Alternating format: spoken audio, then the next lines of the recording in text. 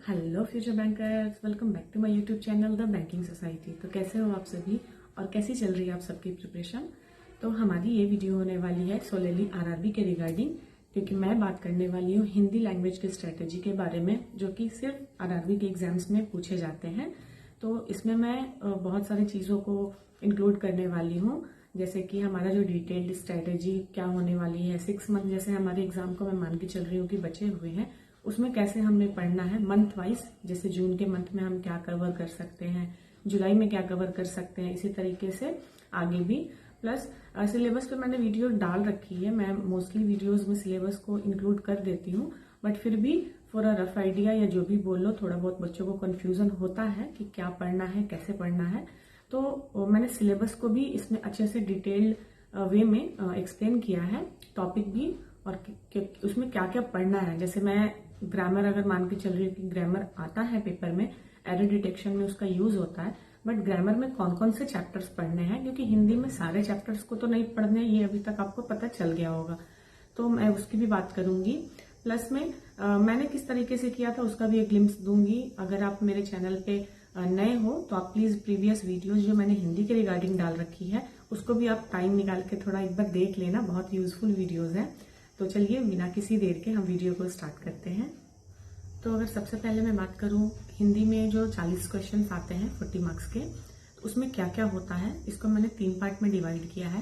पहला है reading based जो क्वेश्चन आते हैं, जिसमें हम जो टॉपिक्स देखते हैं, जो अपठित गद्यांश आया, वाक्य क्रम के क्वेश्चंस मिलेंगे आपको, अनुच्छेद में रिक्त स्थानों की पूर्ति मिलेगी। ये सारी चीज जो है रीडिंग बेस्ड होते हैं, यानी कि ये हमारे रीडिंग के जो स्किल्स हैं, अंडरस्टैंडिंग है, उस पर बेस्ड हम ये क्वेश्चन सॉल्व करने होते हैं। सेकंड आता है वोकैब बेस्ड। वोकैब मतलब हो गया आपका जो शब्द वाला जो क्वेश्चन होता है, जितना भी वर्ड रिलेटेड होगा शब्द वाला, वो सब इसमें आएंगे। जैसे कि पर्यायवाची शब्द, विलोम शब्द, अनेक शब्दों के बदले एक शब्द, मुहावरे, लोकोक्तियां, इसके अलावा रिक्त स्थान। एक तो हो गया अनुच्छेद में रिक्त स्थानों की पूर्ति, और एक सिंपल सेंटेंस होगा 1 या 2 लाइन का, उसमें 1-2 ब्लैंक करके दिए रहते हैं, वो हो गया। इसके अलावा वर्तनी शुद्धि, यानी कि जो हमारे एरर के क्वेश्चन आते हैं उसमें वर्ड्स गलत लिखे होते हैं, मिस स्पेलिंग, मतलब उसकी हर्ष ई की मात्रा, दीर्घ ई की मात्रा, ये सारी चीजों में मिस्टेक होता है, या लिखावट किसी भी तरीके से उसमें गलती हमें ढूंढनी होती है। फिर एक क्वेश्चन आता है शब्द प्रतिस्थापन का। वो क्या होता है, जैसे वर्ड्स जो है शफल करके इधर उधर लिखे होते हैं, उनको सही क्रम में, मतलब कि ब्लैंक है 4, एक सेंटेंस दिया हुआ है, उसमें 4 को हाईलाइट कर दिया गया है, चारों को उसी में अदला बदली करनी है, ठीक है।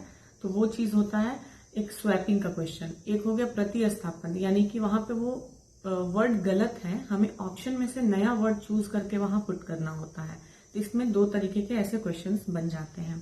थर्ड आता है ग्रामर बेस्ड, यानी कि व्याकरण पे जो हमारा क्वेश्चन बनेगा, मतलब व्याकरण हमें पढ़ने की जरूरत है, तो उसमें वाक्य त्रुटि में। और वाक्य त्रुटि के लिए ऐसा मत सोचना कि ग्रामर क्यों ही पढ़े, 5-6 क्वेश्चन वाक्य त्रुटि के आते हैं, तो इतना आप इग्नोर करके नहीं चल सकते हो। अगर आप 30+ स्कोर करने का जो है टारगेट रख के चल रहे हो, तो वाक्य त्रुटि के लिए भी हमें सारे चैप्टर्स नहीं पढ़ने हैं। मैं इंपॉर्टेंट चैप्टर्स जो है उनके नाम बता देती हूँ।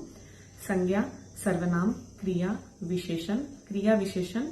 इसके बाद हम पढ़ेंगे लिंग, कारक, वचन, और एक बहुत इंपॉर्टेंट चैप्टर है वाक्य। इसको आप ट्राई करना शुरू में ही कवर कर लो, क्योंकि वाक्य क्या होता है, वाक्य के कितने पार्ट होते हैं, वाक्य में क्या क्या होता है, ये समझ में आ जाएगा। तो सारा चीज तो जो मैंने तीनों टाइप बताया उसमें तो सारा गेम समझने का ही है। चाहे आप वो कैब बेस्ड क्वेश्चन कर रहे हो, तो उसमें भी आपको सेंटेंस तो समझ में आना चाहिए, तब तो आप राइट जो वर्ड है वो पुट कर पाओगे कि हाँ इस सेंटेंस के अकॉर्डिंग यहाँ पे ये शब्द सही है, ठीक है।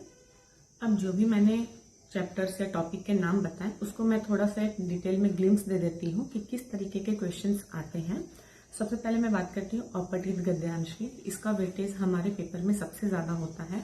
2 या 3 आरसी जो है, मतलब जो गद्यांश है, वो पूछ लिए जाते हैं। कुछ छोटे होंगे, कुछ बड़े होंगे, और उसमें बेस 4 से 5 से 6 क्वेश्चन तक भी आपको देखने को मिल सकते हैं।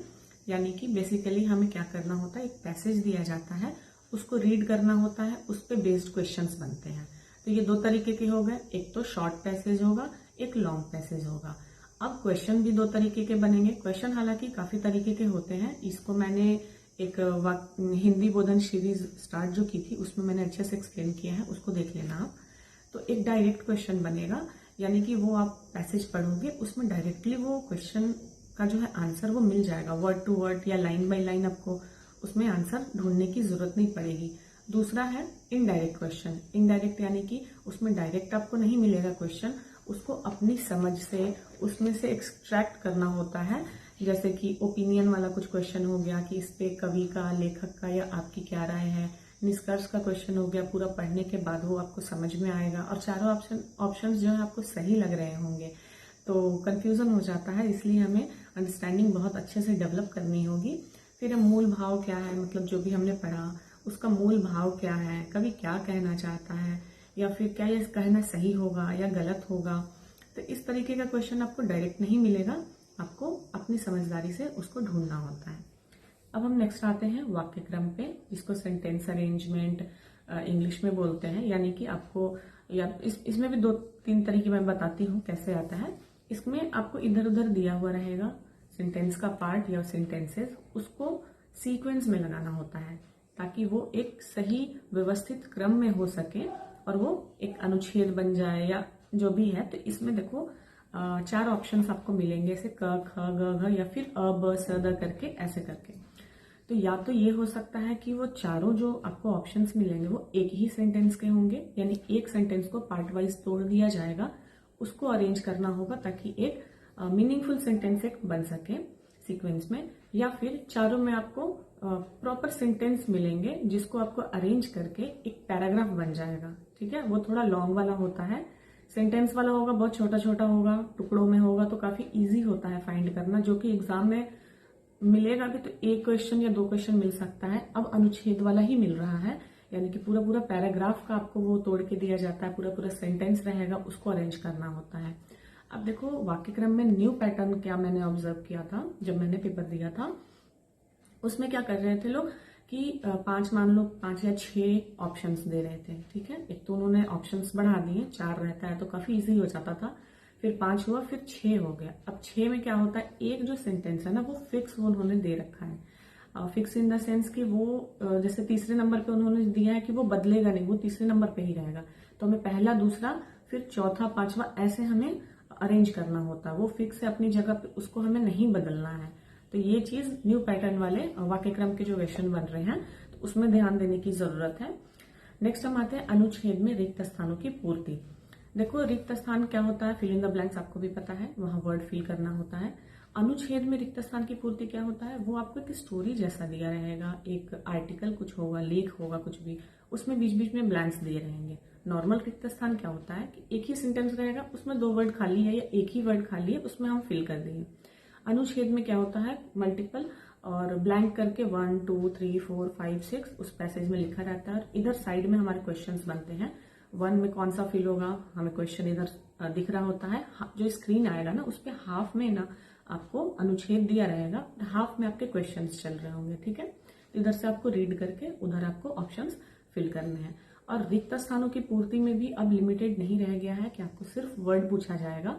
पिछले एग्जाम में जिन्होंने दिया होगा 2025-26 वाला पेपर, उन्होंने देखा होगा कि मुहावरे फिल करने के लिए आ रहा है, तो उसको भी हम लोग रिक्त स्थान में ही काउंट करेंगे। वहां पे पूरा पूरा मुहावरा पुट करना है, कौन सा सटीक बैठ रहा है। इसके अलावा मुझे लगता है अगर कुछ उन्होंने चेंजेस किए तो इसमें जो 1 वर्ड सब्स्टिट्यूशन वाला होता है क्वेश्चन, मतलब वोकैब बेस्ड जो चीज है उसका क्राइटेरियन उन्होंने बढ़ा दिया है, वर्ड तक सीमित नहीं रखा है उन्होंने। पूरे पूरे मुहावरे, लोकोक्ति वो सब आपको फिल करने पड़ रहे हैं। तो आप कोई भी टॉपिक छोड़ के नहीं चल सकते हो, आपकी प्रिपरेशन अपने आप में 100% होनी चाहिए। सो ये मैंने रीडिंग बेस्ड जो हमारा टॉपिक था उसको मैंने बताया। दूसरा जो पर्यायवाची शब्द क्या होते हैं, जो वोकैब बेस्ड में मैंने बताया था, पर्यायवाची शब्द होते हैं कि एक ही शब्द को बहुत अलग अलग नामों से जाना जाता है या सब उसी के नाम होते हैं। कहने का मतलब पानी को आप जल भी बोलते हो, नीर भी बोलते हो, सूरज को मतलब उसका जो पर्यायवाची है दिनकर है, भास्कर है, रवि है। तो ये सब जो है पर्यायवाची शब्द है। अब एक क्वेश्चन अराइज होता है पर्यायवाची और विलोम के लिए कि डायरेक्ट क्वेश्चन आते हैं तो नहीं, ये पैसेज में आपको हाईलाइट कर दिया जाएगा कोई वर्ड, उसका पर्यायवाची क्या है। जैसे कि पैसेज पे बेस्ड 6 क्वेश्चन हमें मिले, उसमें एक वर्ड को हाईलाइट कर दिया गया और क्वेश्चन में पूछ लिया गया इस वर्ड का पर्यायवाची क्या है, इस वर्ड का विलोम शब्द क्या है। विलोम को ही विपरीतार्थक शब्द बोलते हैं। इसे ही उल्टा शब्द हम लोग बच्चे जब थे हम लोग करते थे, तो इतना तो आपको पता होगा। इसके अलावा है अनेक शब्दों के बदले एक शब्द। तो एक बड़ा सा फ्रेज होता है जिसको हम लोग वाक्यांश बोलते हैं, वो पूरा उसके बदले एक शब्द होता है। जैसे कि बहुत शॉर्ट में मैं बताऊं तो जो कभी ना मरे, इतना लंबा सा है, लेकिन अगर हम एक वर्ड इसके लिए यूज करना चाहें जिससे ये पूरा हमें समझ में आ जाए तो क्या यूज करेंगे, अमर। तो यही चीज होता है वन वर्ड सब्स्टिट्यूशन। अब आपको एक और चीज ध्यान रखनी है कि सिर्फ ये नहीं ध्यान रखना है कि ये पूरा वाक्यांश हमें दिया रहेगा, हमसे एक वर्ड पूछ लिया जाएगा। अब एग्जाम में न्यू पैटर्न में क्या हो गया है, वर्ड आपको दे दिया गया है, उसका वाक्यांश पूछा जा रहा है, यानी कि अमर वर्ड जो है उन्होंने आपको क्वेश्चन में दे दिया, उसके लिए आप वाक्यांश बताओ। तो जो अमर, जो कभी ना मरे, इसका भी बहुत सारे ट्रिक जैसा है। जैसे कि जिस शब्द में अ लग गया तो उसमें कहीं ना कहीं नेगेटिव वाला होगा, जैसे नहीं मरे, तो अमर, ये चीज हो गया। और मैं वाक्यांश बार बार क्यों बोल रही हूँ, ये वाक्य चैप्टर आप जब समझोगे पढ़ोगे आपको समझ में आ जाएगा, क्योंकि वाक्य अपने आप में पूरा होना चाहिए।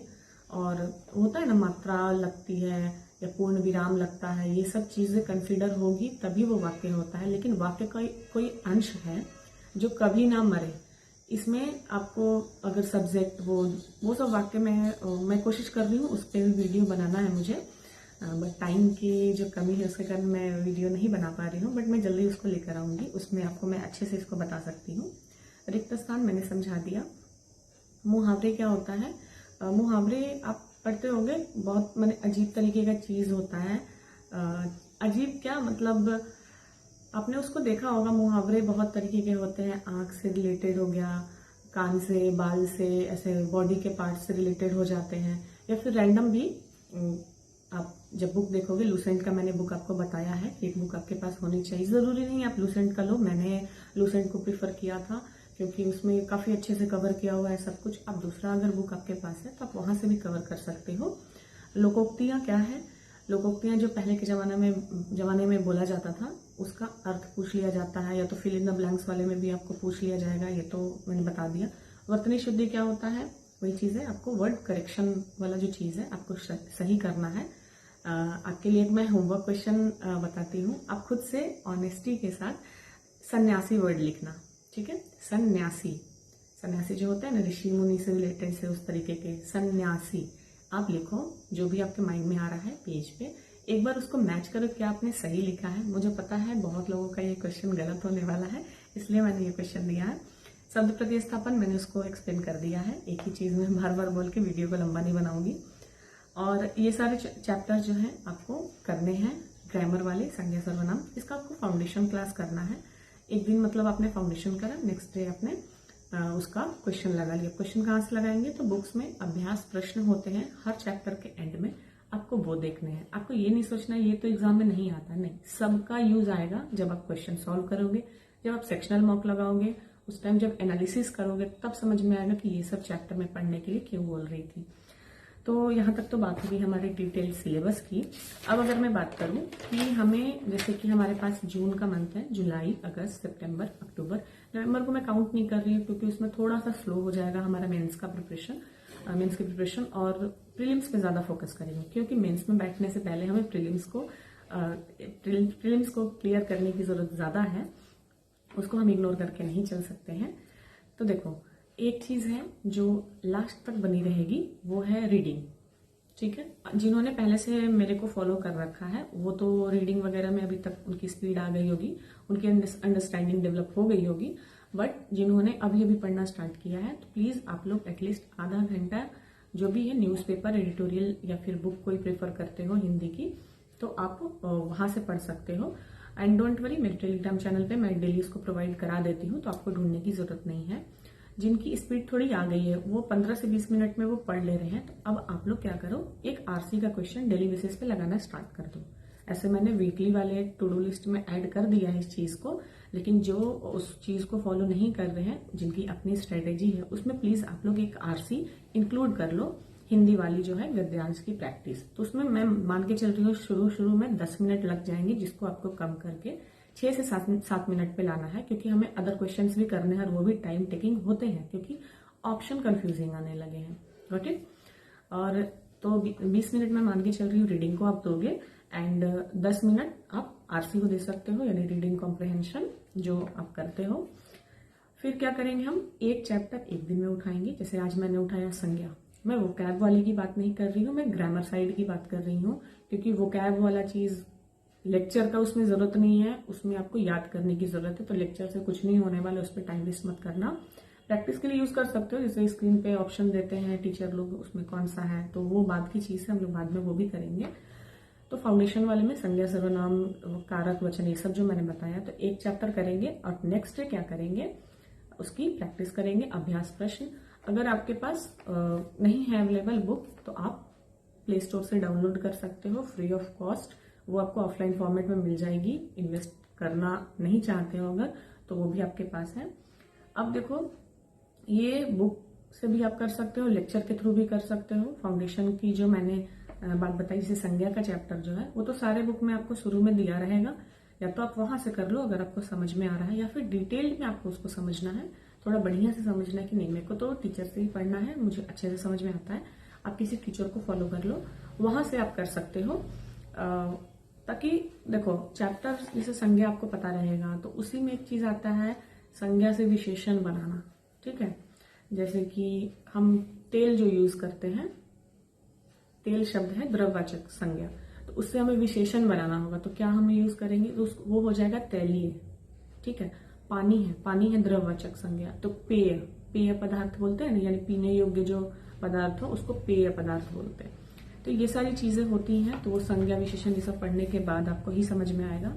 तो इसमें जो वोकैब है उसमें तो थ्योरी हमें पढ़ने नहीं है, याद करना है, तो ये सिर्फ हम जून में नहीं करेंगे, ये जुलाई से हम स्टार्ट करेंगे। जुलाई में इसको धीरे धीरे, क्योंकि ये भी पढ़ना जरूरी है, इसके भी क्वेश्चन आते हैं। तो मैं मान के चल रही हूँ जून में हम चैप्टर्स को खत्म कर लेंगे, फाउंडेशन हम अपने स्ट्रॉन्ग कर लेंगे। फिर इसके बाद क्या करेंगे, अगर आपके पास टाइम बच जा रहा है, ये मंथ खत्म होने से पहले आपने अगर चैप्टर्स को कंप्लीट कर लिया है, तो आप एरर्स की प्रैक्टिस स्टार्ट कर लोगे। ठीक है, एरर डिटेक्शन धीरे धीरे लेवल 1 लेवल 2 ऐसे करके, नहीं तो इसको ही अगर आपको रिपीट मोड में या फिर इसके क्वेश्चंस की प्रैक्टिस आपको चैप्टर वाइज करनी, वो कर सकते हो। मे बी टेक्स्ट बुक पे अवेलेबल होगा चैप्टर वाइज, आप एक बार देख लेना। ठीक है, मैं अब जुलाई की बात करती हूँ, ये तो जून का हमारा हो गया। जुलाई में मैंने मेंस मंथ रखा है, यानी कि उसमें क्वांट और रीजनिंग की बहुत ज्यादा नीड है आपको प्रैक्टिस करने की, क्योंकि उसमें भी स्कोर करना उतना ही इंपॉर्टेंट है जितना आप हिंदी के लिए एफर्ट लगा रहे हो। और मैं 1 घंटा 1.5 घंटा उससे ज्यादा मैं लैंग्वेज को देने को नहीं बोलूंगी, क्योंकि ये पूरा अंडरस्टैंडिंग पे है। अगर आप रीडिंग सही से कर रहे हो तो मोस्टली क्वेश्चन आपके कवर हो जाएंगे। डेली टारगेट्स में हम इंक्लूड करेंगे वही अपना रीडिंग और आरसी वाला, तो हमारा कॉमन रहेगा।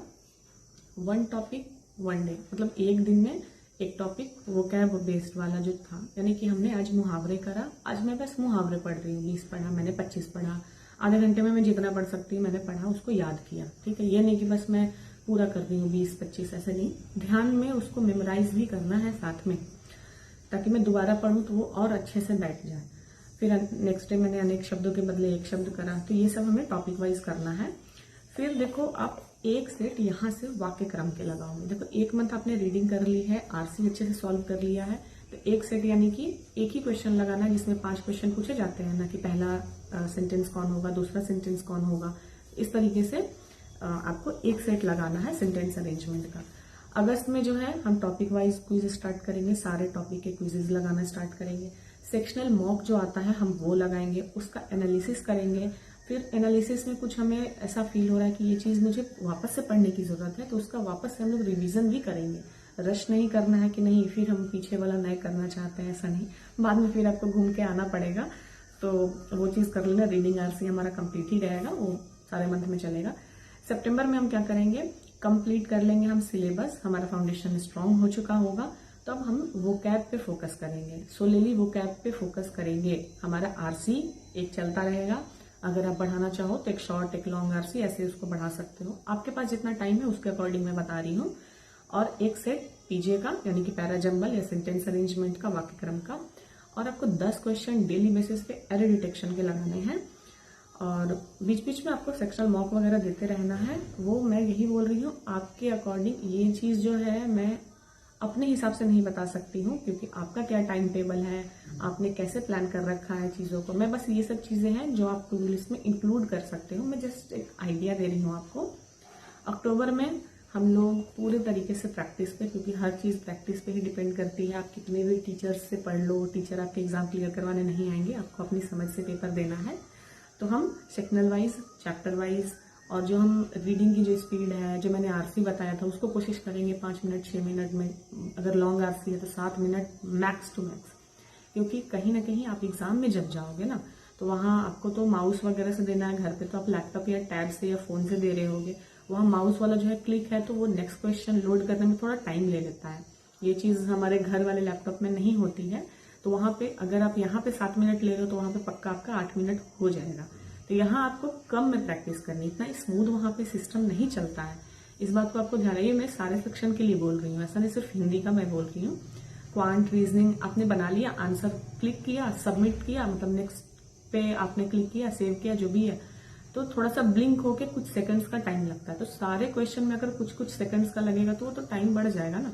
तो ये मत मान के चलना कि इतना टाइम मिला है तो एकदम एग्जैक्ट उतना ही, नहीं, उससे कम में हमें 2 मिनट का मार्जिन लेके चलना है, ताकि अगर लास्ट में हमें टाइम भी बच जा रहा है, उसमें हम क्वेश्चंस को रिव्यू कर पाए। कहीं कुछ क्वेश्चन छूट तो नहीं गया है कि हाँ इसको मैं बाद में करूंगा, लास्ट में करूंगा, और लास्ट तक आते आते ध्यान बिल्कुल नहीं रहता है कि मैंने कोई क्वेश्चन छोड़ा भी था। ठीक है। आई होप गाइज आपको ये वीडियो हेल्पफुल लगेगी। अगर आपको मेरी वीडियो से कुछ भी हेल्प मिल रही है तो प्लीज़ कमेंट में उसको आप मेंशन कर दिया करो, मुझे बहुत अच्छा लगता है। और मेरे वीडियो को लाइक कर देना। अगर आपने सब्सक्राइब नहीं किया है तो प्लीज़ कर देना मेरे चैनल को सब्सक्राइब। मिलते हैं गाइज नेक्स्ट वीडियो में, तब तक के लिए टेक केयर, बाय बाय।